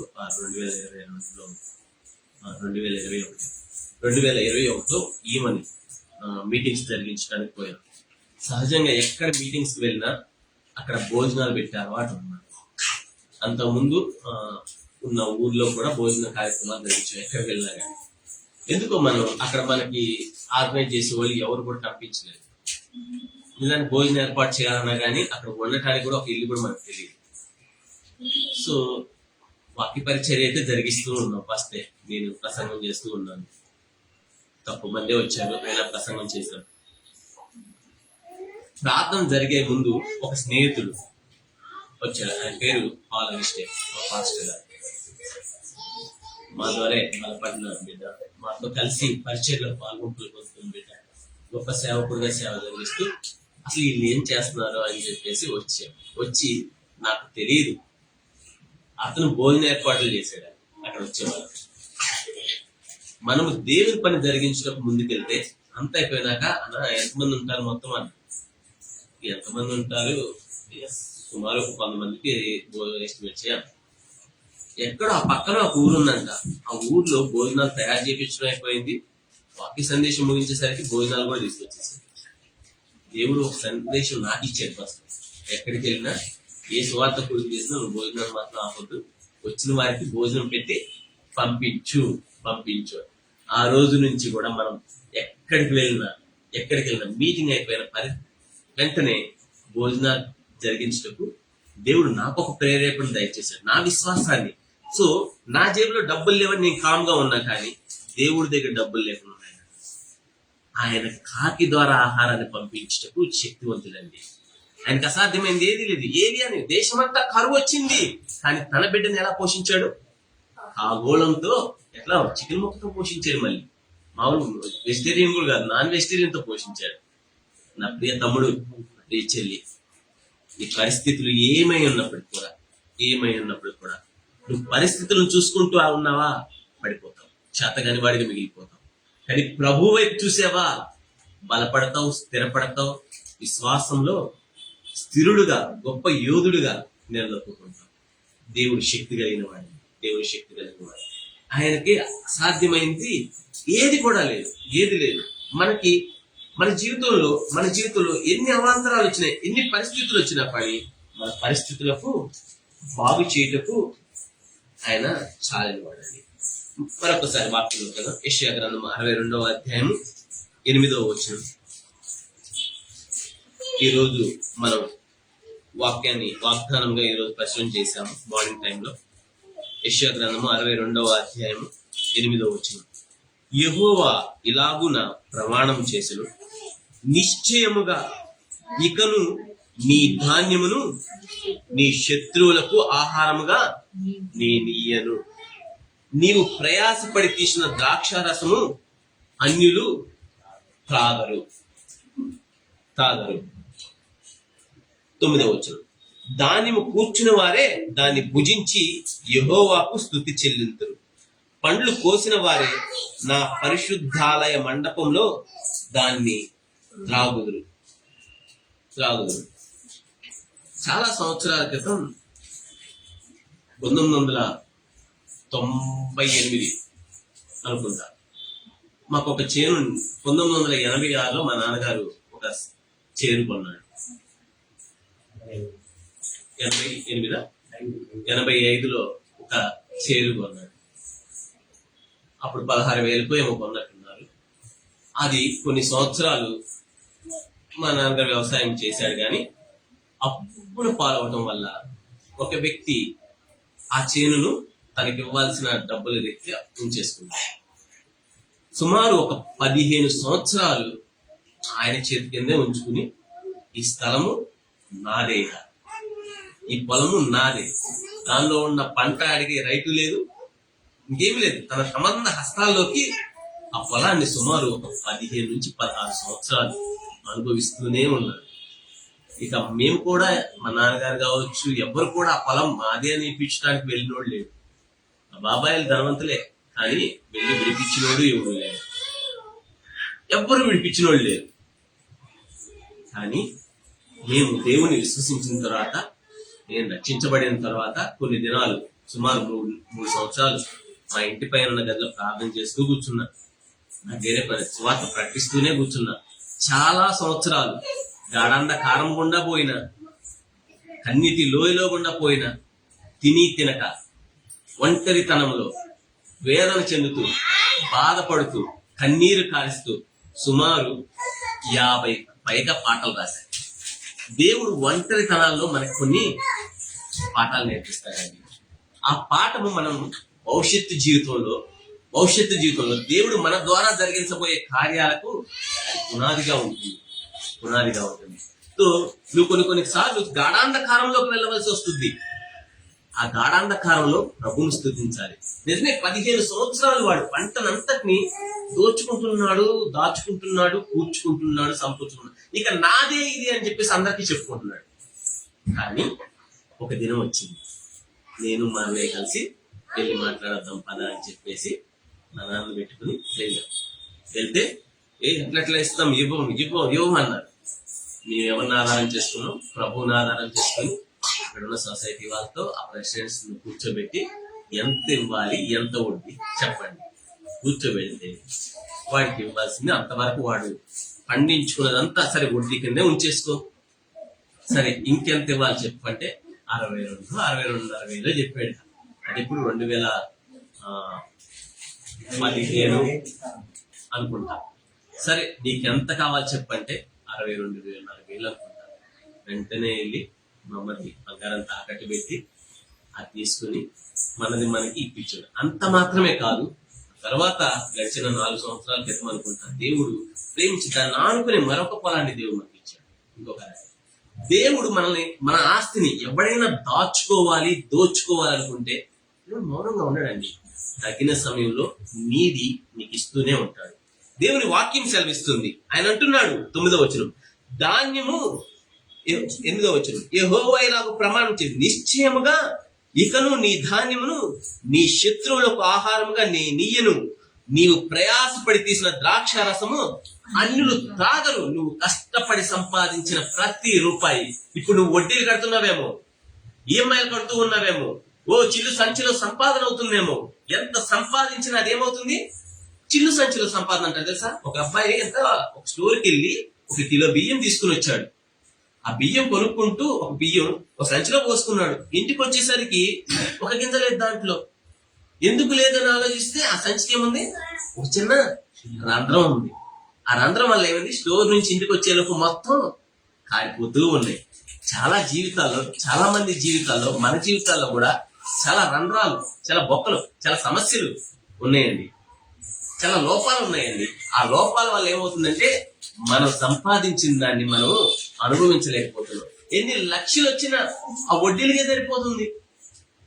ఎంత సంపాదించినా ఆ రూపాయి చివరికి ఏమి మిగలుతున్నా మళ్ళా నెలాఖరికి వచ్చేసరికి తమ్ముడు చూడండి, ఈ సమస్యను ఎట్లా కట్టాలి, ఈ క్రెడిట్ కార్డు బిల్లు ఎట్లా కట్టాలి, ఈ ఈఎంఐ ఎలా కట్టాలి, సమస్యలతో నలిగిపోతూ తొట్టుమిట్టులాడుతున్న నా ప్రియ సహోదరుడా, ఈ ఉదయకాలం ప్రభు నాతో మాట్లాడాడు. ఇప్పుడు దేవుడు నా ద్వారా మీతో కూడా మాట్లాడుతున్నాడు. ప్రతి సమస్యను కూడా నా ప్రభు ఏమంటున్నాడంటే పరిష్కరిస్తున్నాడు. ఇప్పటి వరకు నీవు వడ్డీల మీద వడ్డీలు కట్టావు కదా, ఇక నుంచి నిన్ను ఆశీర్వదించడం నేను ప్రారంభిస్తున్నాను. నిశ్చయముగా ఇకను నీ ధాన్యమును శత్రువులకు ఆహారంగా నేనివ్వను. శత్రువైన సాతాను నీ దగ్గర దాచుకుని సమకూర్చుకున్న ప్రతి దాన్ని ఆయన ఏమంటున్నాడు? తిరిగి ఇచ్చేస్తానంటున్నాడండి. ఏబు పరీక్షల గుండా వెళ్ళాడు, పరీక్షలో విజయవంతంగా సక్సెస్ అయ్యాడు. 2 బ్లెస్సింగ్ పొందుకున్నాడా లేదా? 2 ఆశీర్వాదం వచ్చిందా లేదా? వస్తుంది ఖచ్చితంగా.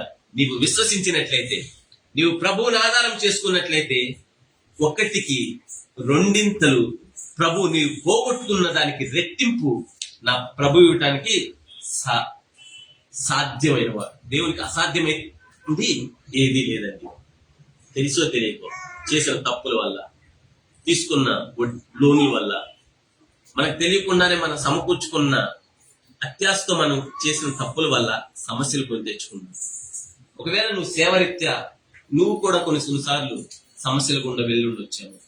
నా ప్రభు అన్నాడు, పరిస్థితులు ఏమైనప్పుడు, నీ గతం ఏమైనప్పుడు, ఇప్పుడు నువ్వు నన్ను ఆశ్రయించినట్లయితే, నన్ను ఆధారం చేసుకున్నట్లయితే, నా పైన విశ్వాసం ఉంచినట్లయితే, 4 గోడల మధ్య మోకరించి ప్రార్థన చేసినట్లయితే నీ ప్రతి సమస్యను నేను పరిష్కరిస్తానంటున్నాడు. కొన్ని లోపాల వల్ల, జీవితంలో పాపాలు చేయటం వల్ల సమస్యలు మన జీవితంలోకి వచ్చుండొచ్చు. దేవుణ్ణి ఆధారం చేసుకునక, లోకాన్ని ఆధారం చేసుకుని, పాపాన్ని ఆధారం చేసుకుని జీవించడం వల్ల చాలాసార్లు మనం నష్టపాలైపోయి ఉండొచ్చు, కష్టాల పాలై ఉండొచ్చు, లోకంలో దిగజారిపోయి ఉండొచ్చు. నా ప్రభు అంటున్నాడు, నువ్వు ఏ పరిస్థితి గుండా వెళ్ళిపోయినా, ఎంత పాపంలో కూరుకొని పోయి ఉన్నా, ఎంత అపవిత్రతలో కూరుకుపోయి ఉన్నా, ఎంత శరీరీచ్ఛలో కూరుకుపోయి ఉన్నా, త్రాగుడికి బానిసనై ఉన్నా గాని, అపవిత్రాత్మల చేత పట్టి బంధించబడి ఉన్నా గాని, నా ప్రభు అంటున్నాడు ఈ రాత్రి, నా ప్రభు అంటున్నాడు ప్రతి ఒక్కరికి. ఇర్మియా గ్రంథము 3వ అధ్యాయం 22వ వచనం, భ్రష్టులైన బిడ్డలారా తిరిగి రండి, మీ అవిశ్వాసమును నేను బాగు చేస్తాను. నా ప్రభు ప్రతి ఒక్కరిని పిలుస్తున్నాడు. ఎంతటి పాపంలో ఉన్నప్పటికీ, భ్రష్టులైన బిడ్డలారా తిరిగి రండి, మీ అవిశ్వాసాన్ని నేను బాగు చేస్తాను.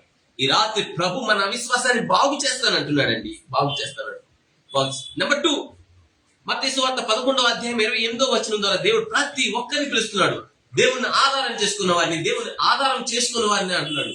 పనుల భారం చేత, వ్యాజ్య భారం చేత, పాపిష్టి భారం చేత బంధింపబడిన వారితో ప్రభు అంటున్నాడు, ప్రయాసపడి భారం మోయిచున్న సమస్త జనులారా నా యొద్దకు రండి, నేను మీకు విశ్రాంతి కలుగజేస్తానని ప్రభు చేస్తున్నాడు. ఈ లోకంలో సాతాన్ని ఆధారం చేసుకుని, పాపాన్ని ఆధారం చేసుకుని, మద్యాన్ని ఆధారం చేసుకుని, లోక సంబంధమైన వ్యభిచారాన్ని ఆధారం చేసుకుని, ఈ ఇష్టానుసారంగా చేసుకుని జీవించి సాతాని కబంధ హస్తాల బందీలైన ప్రతి ఒక్కరితో నా ప్రభు ఈ రోజు పిలుస్తున్నాడు, తిరిగి రండి, నేను మిమ్మల్ని బాగు చేస్తాను. దేవుని ఆధారం చేసుకున్న వారే, దేవుని బిడ్డలుగా ముద్రించబడిన వారే, కానీ విశ్వాసం ఉండదు. విశ్వాసం అంటే ఏంది? కనిపించనివి కూడా సాధ్యమని చెప్పేసి నమ్మటమే విశ్వాసం అండి. విశ్వాసం. పేతురు శిష్యులందరూ కూడా ఓ ధోనిలో ఉన్నారు. వారికి తెలియదు ఇంకొక మార్గం ఉందని. ఏ మార్గం అది? సముద్రం మీద రోడ్డు ఉందని. అలా ఎవరికి తెలియదు అక్కడ, వాళ్ళెవరు కూడా. కానీ ఎవరికి తెలుసు అది? ప్రభువుకి తెలుసు.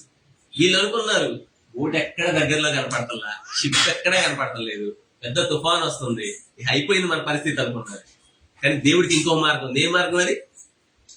సముద్రం మీద రోడ్డు వేసాడు. సముద్రం లోపల కూడా రోడ్డు వేసాడు ఒకసారి. ఎప్పుడు అది?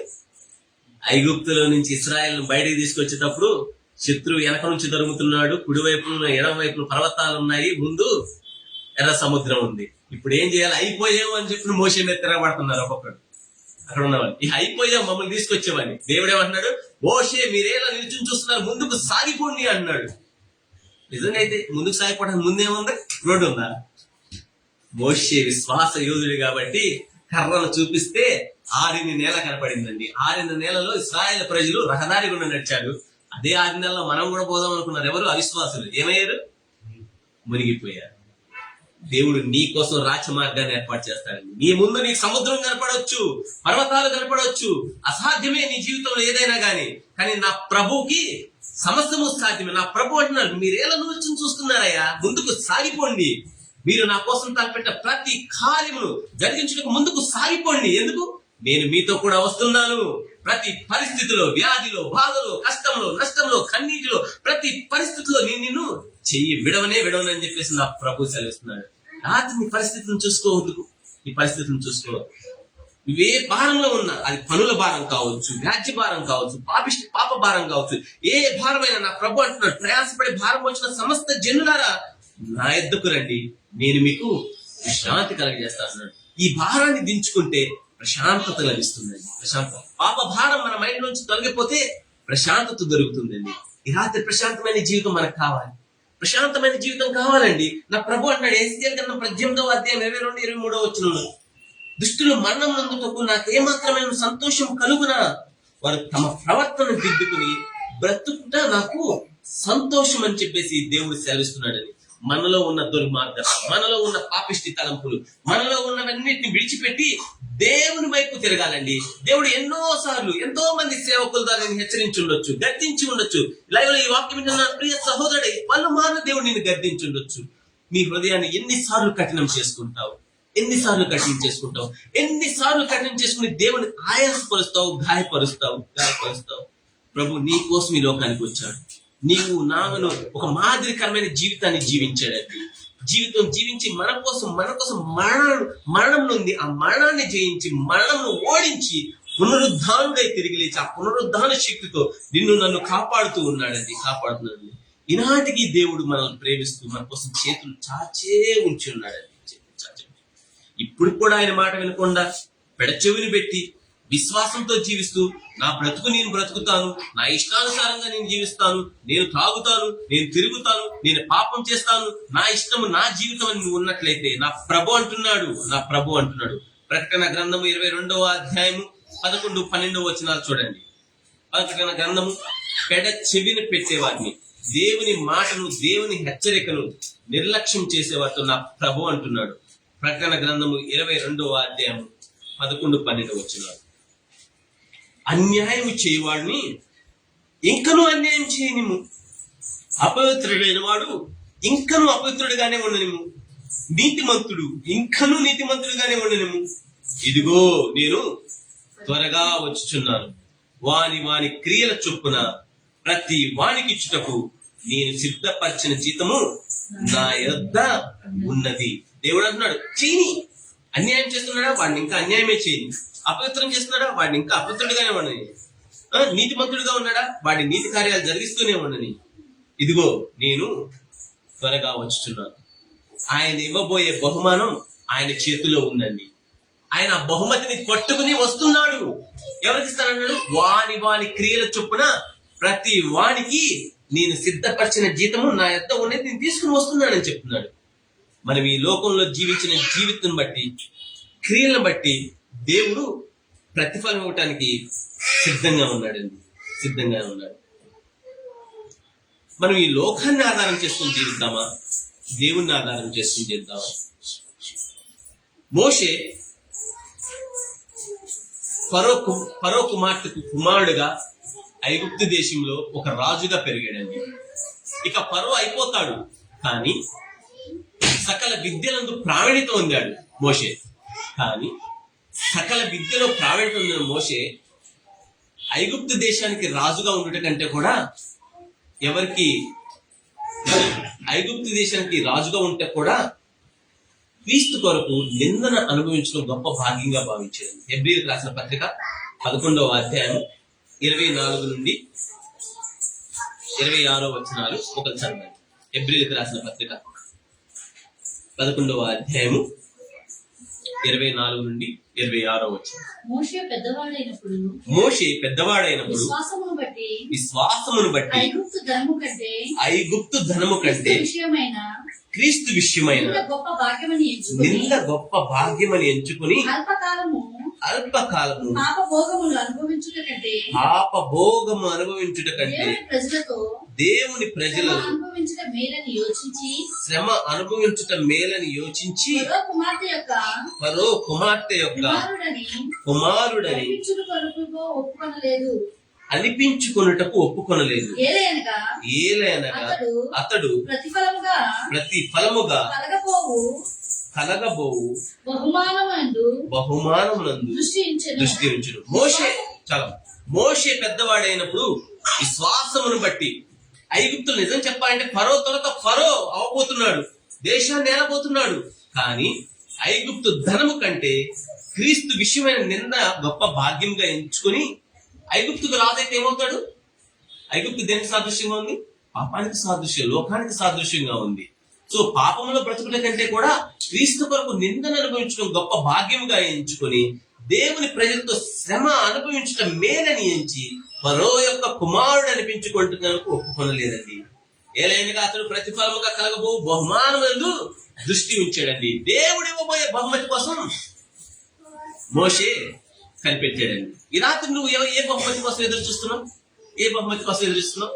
డబ్బు ఇస్తానంటే ఎక్కడ దాకా వెళ్ళిపోతావా?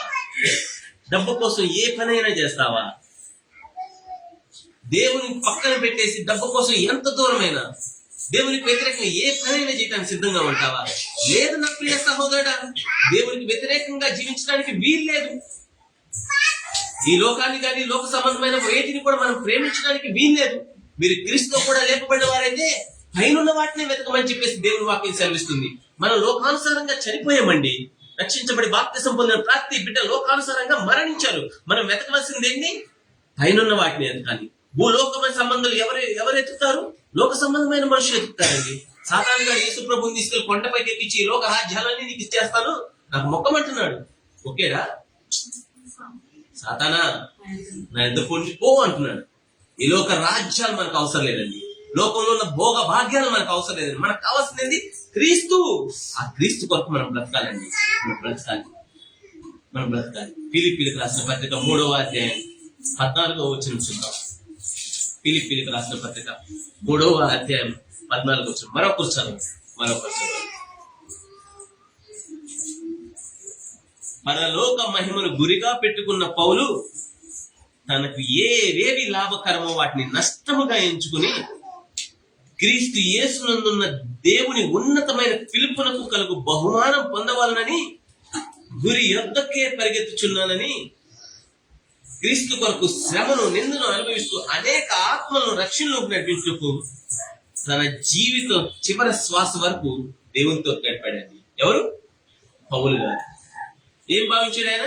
పరలోక మహిమను గురిగా పెట్టుకున్నాడు. ఆయన లోకంలోని ఏవేవి తనకు లాభకరమో వాటన్నిటినీ నష్టంగా ఎంచుకున్నాడండి. దేవుని గురిగా పెట్టుకుని ఆయన ఇవ్వబోయే బహుమతి కోసం కనిపెట్టాడండి.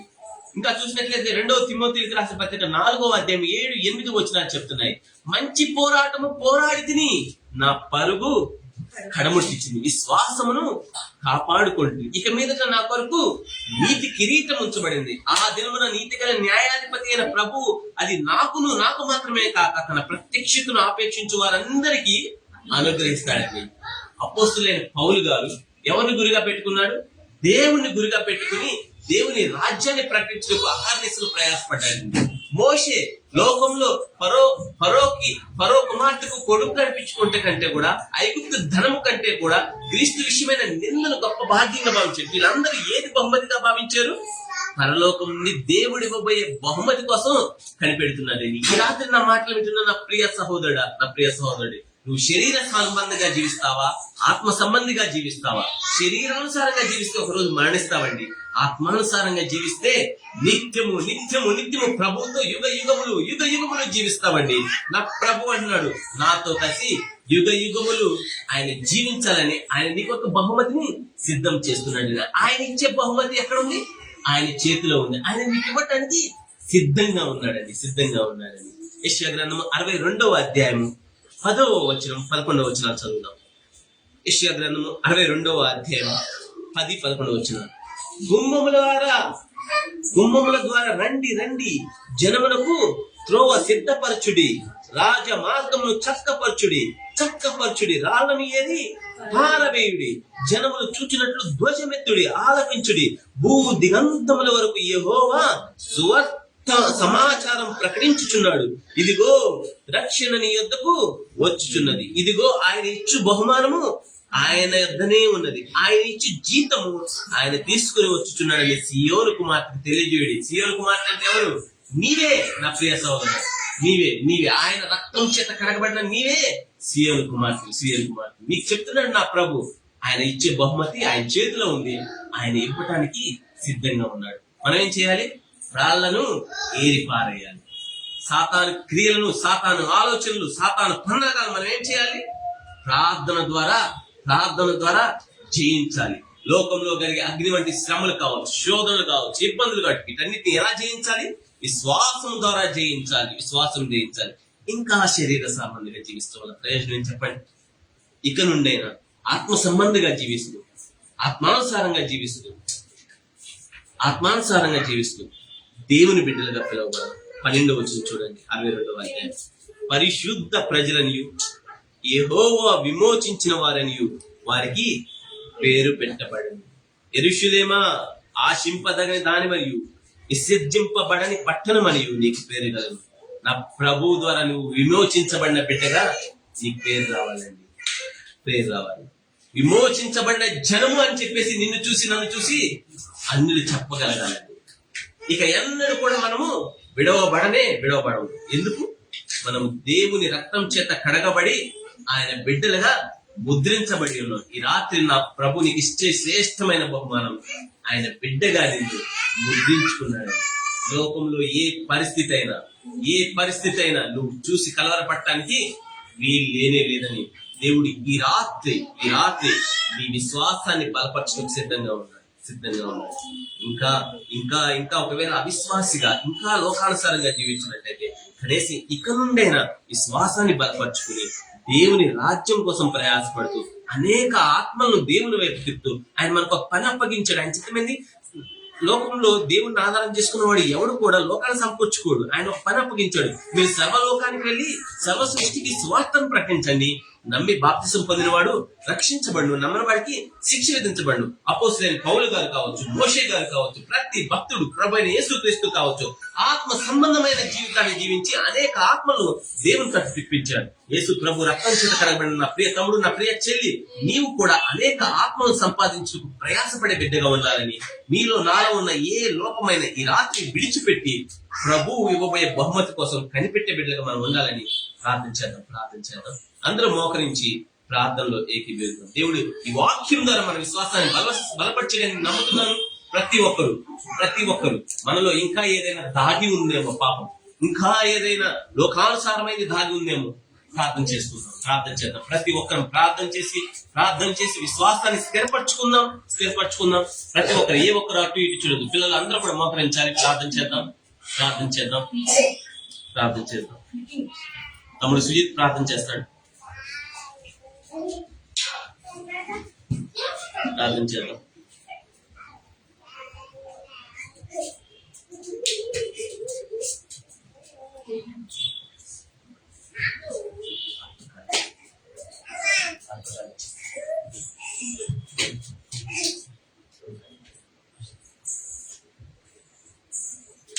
దేవుడు మనతో మాట్లాడిన విధానం బట్టి దేవుని హృదయం సరి చేసుకుంటూ దేవుని మాటను మనం అంగీకరిస్తూ దేవుని యొక్క గొప్పతనాన్ని దేవుని అక్షరాన్ని బట్టి దేవుడు మనతో మాట్లాడిన మాటను దేవుని ప్రార్థిస్తూ దేవుడు పెడుతున్నాం. మహాపరిశుద్ధుడమైన గొప్ప దేవ, సర్వోన్నతుడ, సర్వాధికారి అయినటువంటి మీకు వందనాలు చెల్లిస్తున్నాం. ఇదిగో దేవా, నీవు దేవాది దేవుడు, సర్వశక్తిమంతుడు, సర్వభూమి ఆకాశం సృష్టించిన గొప్ప దేవుడు కనుక మేము ప్రార్థిస్తున్నాం, మీకు శుద్ధిస్తున్నాం తండ్రి. ఇదిగో ప్రభా, ఈ దినమందు మీరు మాతో సాయంకాల సమయం మందు ప్రభా ఈ యొక్క ఫాస్టింగ్ ప్రేయర్ ప్రభా మీ యొక్క దైవజనుడు ప్రభా మీ యొక్క సేవకుల ద్వారా ప్రభా సేవకుల ద్వారా మీరు మాతో స్ఫూర్తిగా స్పష్టంగా మాట్లాడే విధానాన్ని బట్టి మీకు వందనాలు చెల్లిస్తున్నాం తండ్రి. ఇదిగో నువ్వు ప్రభా, నువ్వు ఇంత గొప్ప దేవుడు ప్రభా, మీరు శోధనలో సమయంలో ప్రభా మీరు మాతో ఉన్నారు. ఆ దినం ముందు ప్రభా మీ శిష్యులతో మీరు ఉన్నారు ప్రభా. శిష్యులను ప్రభా మీకు అన్ని తెలిసి కూడా ప్రభు మీ సముద్రం మధ్యలోనికి మీరు పంపించారు ప్రభా. పడవ ఎటువంటి ప్రభా గొప్ప తుఫాను ద్వారా గొప్ప సమస్యలు అది వాళ్ళు నడిపించే స్థితిలో ఉన్నప్పుడు ప్రభా మీరు వారితో మీరు ఉన్నారు ప్రభా. వారిని బయట మీరు చూచారు ప్రభా. వారి యొద్దకు మీరు నీటిపై నడుస్తూ మీరు వెళ్ళి ప్రభా మీరు వారిని రక్షించారు ప్రభా. గొప్ప దేవ మీకు వందనాలు చెల్లిస్తున్నాను. ఇదిగో ప్రభా, ఈ లోకంలో నీటిపై నడిచిన గొప్ప దేవుడు అంటే ఎవరు లేరు, కానీ మీరు సర్వాన్ని సృష్టించిన దేవుడు కనుక సర్వాన్ని సృష్టించిన గొప్ప దేవుడు ప్రభా. అందువలనే ప్రభా మీరు ఈ నీటి పైన మీరు నడవగలిగారు ప్రభా. నీటిని మీరు వేరుపరిచారు ప్రభా. మీరు నీటిని ప్రభా సృష్టించింది మీరే ప్రభా. కనుక మీరు సముద్రం పైన మీరు నడవగలిగారు ప్రభా. ఇంతటి గొప్ప దేవా మిమ్మల్ని బట్టి వందనాలు చెల్లిస్తున్నాం. ఇదిగో మా సమయంలో మా యొక్క స్థితిలో ప్రభా, మా జీవితంలో కూడా ప్రభా ఎన్నో సమస్యల వలయం గుండా ప్రభా, శోధనల గుండా మేము ప్రయాణిస్తున్నప్పుడు ప్రభా మీరు నిలబడి చూస్తుండే దేవుడు కాదు, కానీ ప్రభా మీరు మా కొరకు మీరు నేరుగా వచ్చి దేవుడు అని మేము గ్రహించాం. మా శోధనలో నుండి సమస్యలను విడిపించే దేవుడు అని మేము గ్రహించాం ప్రభా. అట్టి కృపను మీరు మాకు దయచేసినందుకే మీకు వందనాలు. అంతటి గొప్ప దేవ మిమ్మల్ని కలిగి ఉన్నందుకే మీకు వందనాలు చెల్లిస్తూ ప్రభా మేము ప్రార్థిస్తున్నాం. ప్రతి ఒక్కరు మన హృదయం సరి చేసుకున్నాం. ప్రతి ఒక్కరు దేవుని యొక్క క్షేమాన్ని దేవుడు మన యొక్క క్షేమాన్ని కోరుతూ మనకు వచ్చే దేవుడు కనుక మనం ఆయన హృదయాన్ని ఆయనకు సమర్పించుకుందాం. అందరూ ప్రార్థనలో ఏకీభవించారు.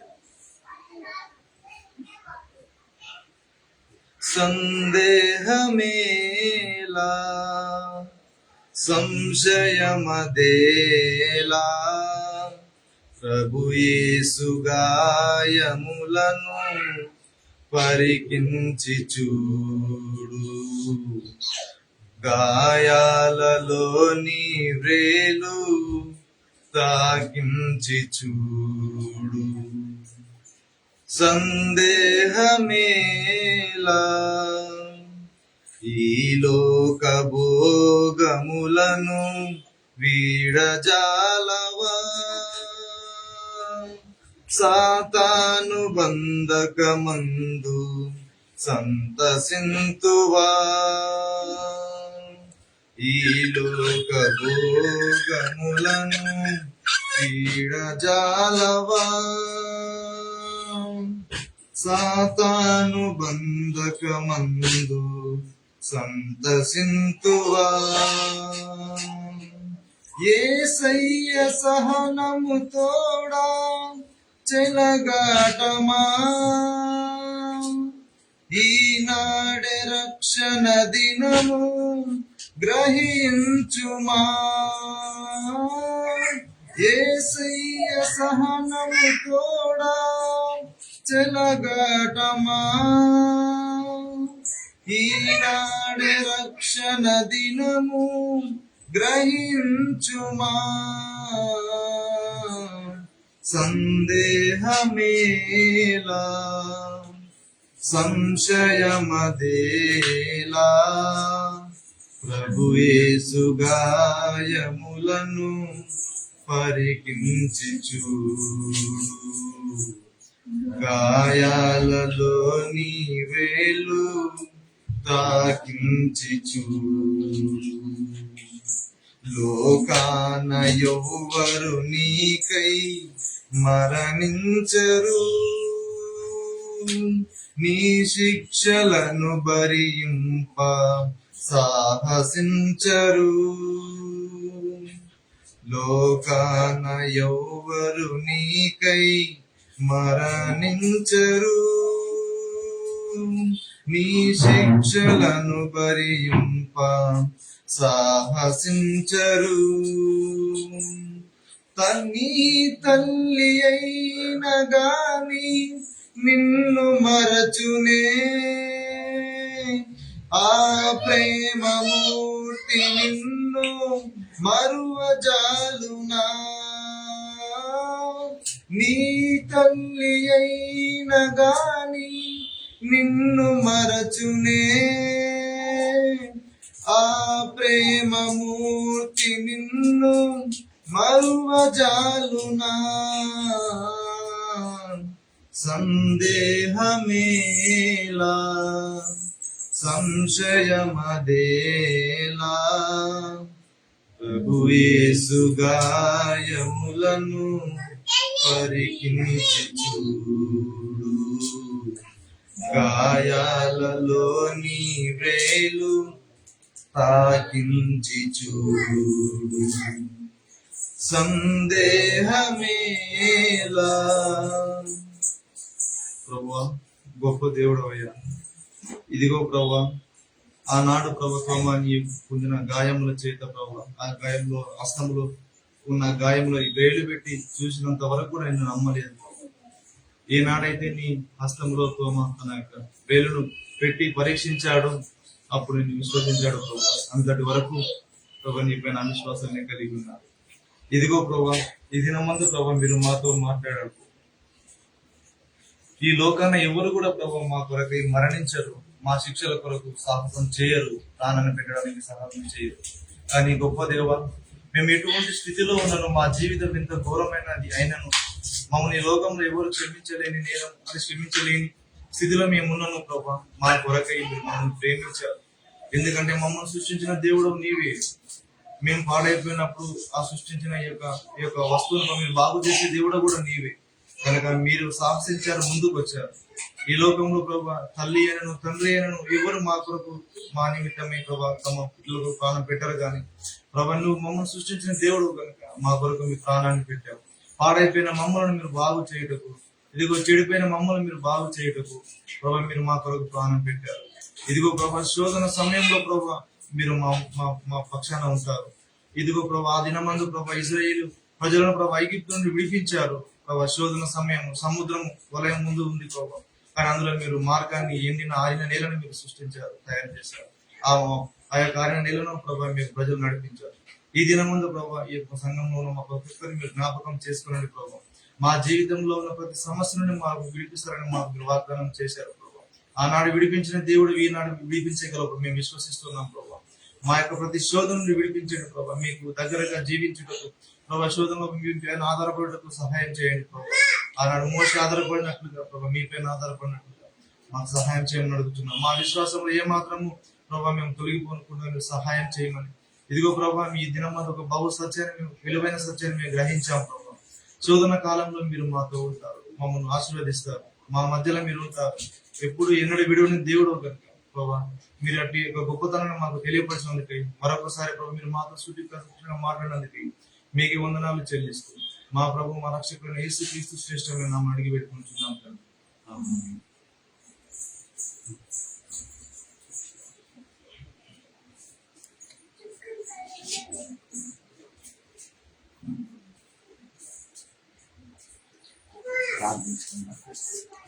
మహాపరిశుద్ధుడా, మహాగరుడా, ప్రేమ కలిగిన ప్రభా, అత్యున్నత సింహాసనం మంది ఆశీర్వదించిన దేవా,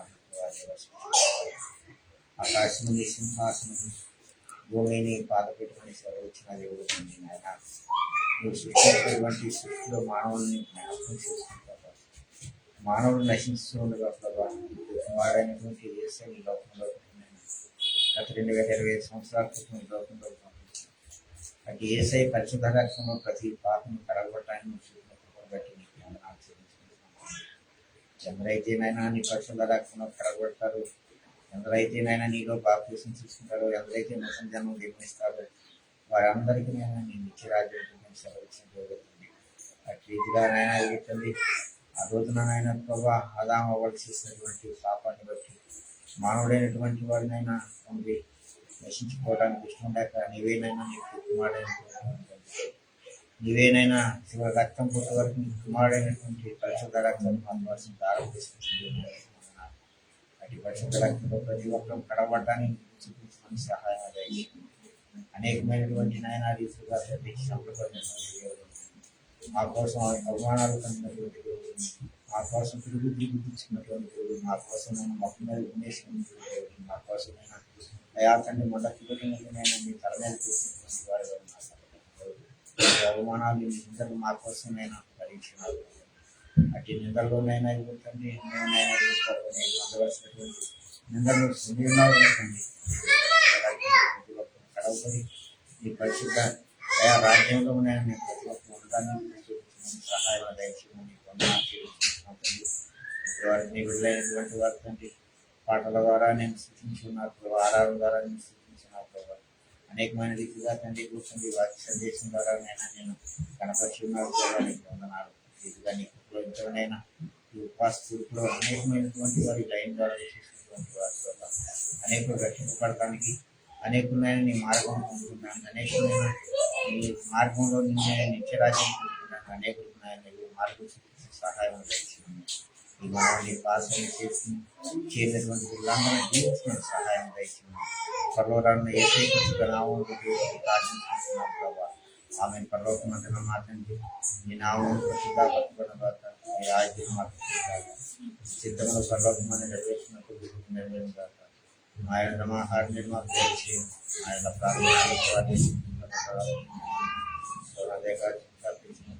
రాజ్యంలో శక్తి మహిమ నీవై ఉన్నావు.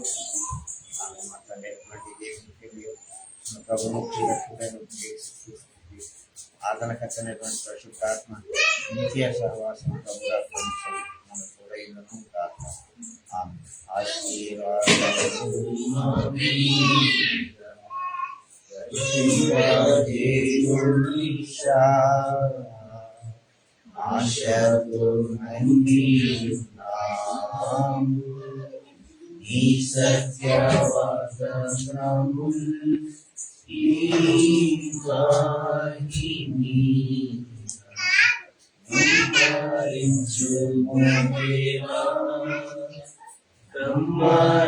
ప్రేమ వర్షించుము దేవా, ఉమ్మరించుము దేవా, ఉమ్మరించుము దేవా.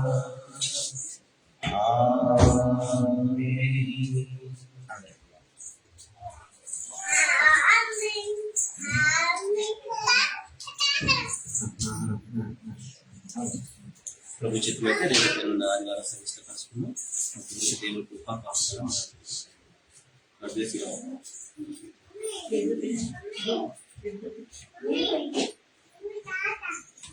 పెన్